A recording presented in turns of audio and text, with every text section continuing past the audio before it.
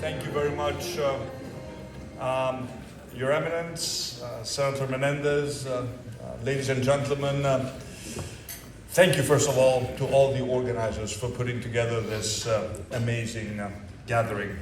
I had prepared some remarks, but allow me to briefly speak from the heart, because this indeed was a very important visit. An important visit for me personally, but an important visit for Greece, for Hellenism. It was the first time a Greek Prime Minister had the privilege of addressing a joint session of Congress.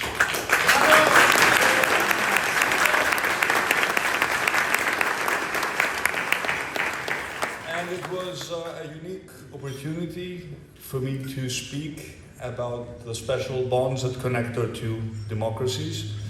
American democracy tracing its origin back to Athenian democracy, inspired by this unique experiment in history of civilization, when in the 5th century BC, a small group of Greeks decided that self-governance and equality against the law was the proper way to govern their affairs.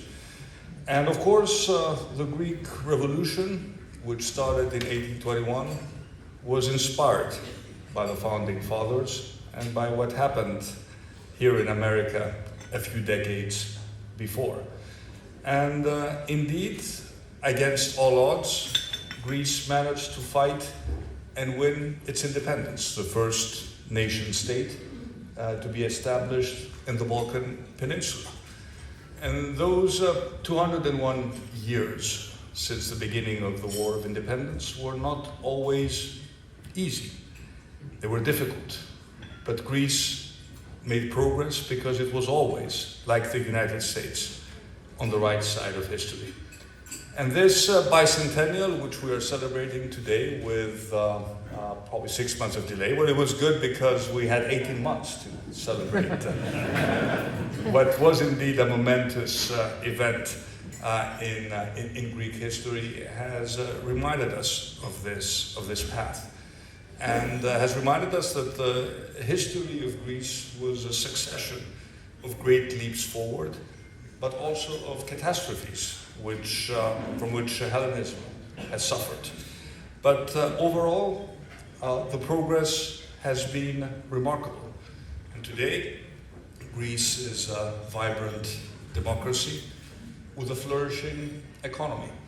A country that has managed to overcome a very painful financial crisis, and a country which is again offering hope to its young citizens.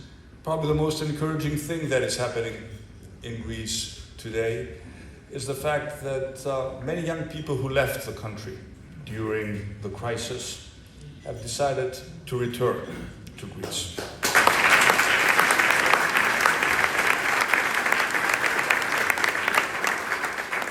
They do so not just because we offer more employment opportunities. Unemployment has been significantly reduced over the past years. Investment has accelerated in the country.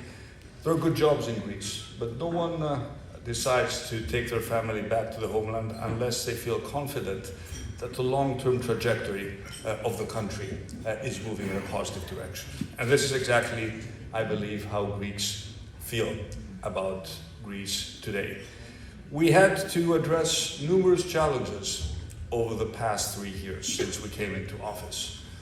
We had to fight with what was essentially an organized attempt to breach our borders by Turkey when they tried to send tens of thousands of migrants across the Evros border. Then we had to face the global pandemic, and of course now we have to deal with the implications of a horrible war which is taking place in Ukraine. But during those 3 years, we never lost our focus, and we always remembered the reason why Greeks put their trust in us in the first place. The reason was to deliver growth, deliver jobs, change the state, reform education, transform Greece from a laggard into a protagonist within the European Union.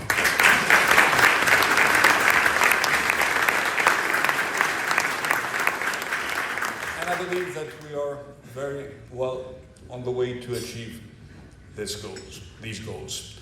At the same time, Greece is punching above its weight when it comes to its regional presence. I had an opportunity to also discuss with President Biden the importance of this bilateral relationship, not just within the context of our strategic cooperation, but also within the context of the new energy architecture in the Eastern Mediterranean. Greece is becoming an entry point for natural gas from the region, but also from the United States. We're investing in our energy infrastructure. We are helping Balkan countries to diversify away from Russian gas. And this is only one example of the breadth of the cooperation that we can establish between Greece and the United States. So what I can tell you today is that the future of the country is indeed very promising.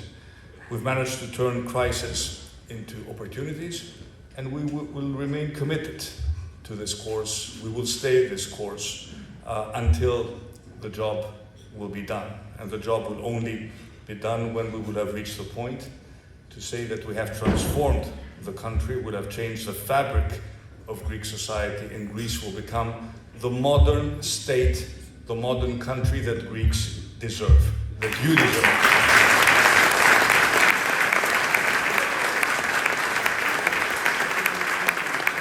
But tonight is not about me, it's not about Greece, it's about you. It's about honoring the Greek American community. I was so moved when I spoke today in Congress, when I looked up at the galleries and saw so many of you feeling proud about my presence there, feeling proud about Greece.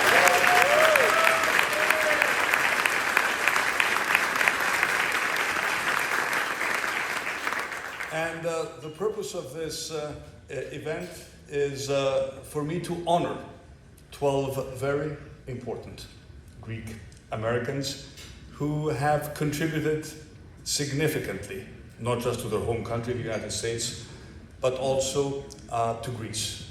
It is my great honor to do so today. I was very concerned about the fact that we would have left out people which we would need to honor. So what I can tell you is that this is going to be a continuous process.